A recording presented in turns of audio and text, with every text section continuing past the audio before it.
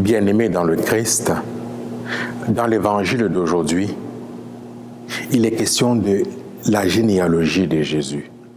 On voit ici que Dieu s'incarne dans une réalité humaine. Dieu vient rejoindre l'histoire familiale de l'humanité. Dans cette généalogie, on retrouve des personnes nées d'un fruit d'adultère.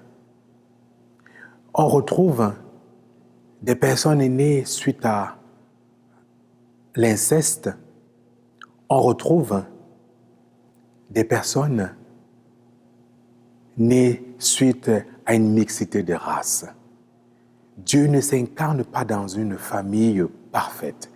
Il vient nous rejoindre dans notre histoire, dans notre réalité humaine. Une réalité qui est la tienne, qui est la vôtre, qui est la mienne, qui est la nôtre, notre réalité. Dieu ne choisit pas une famille parfaite.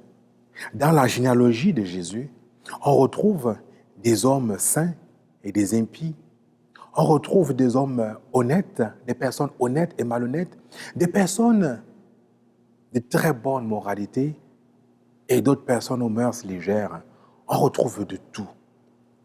Mais le Christ, en s'incarnant dans cette réalité humaine, veut nous amener nous-mêmes à accepter notre propre histoire de vie, notre propre histoire familiale.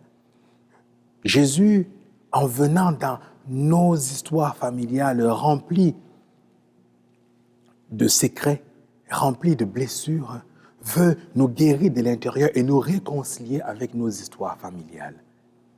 Mon frère, ma sœur, mon bien-aimé, ma bien-aimée dans le Christ, quelle est ton histoire familiale? T'a-t-on déjà dit que tu étais le fruit d'un adultère, c'est-à-dire un bâtard ou une bâtarde? T'a-t-on déjà dit que tu n'étais pas désiré? Ou que tu étais le fruit d'une union forcée? Si tel est le cas, le Christ t'invite aujourd'hui à te réconcilier avec cette histoire. Comme lui a accepté ton histoire de vie.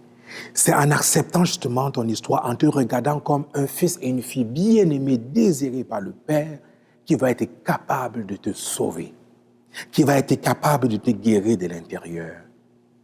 Quelle est ton histoire familiale? Acceptes-tu ton histoire familiale bien-aimée dans le Christ, à la suite du Christ, comme lui?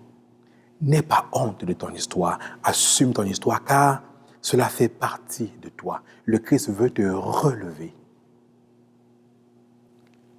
Amen.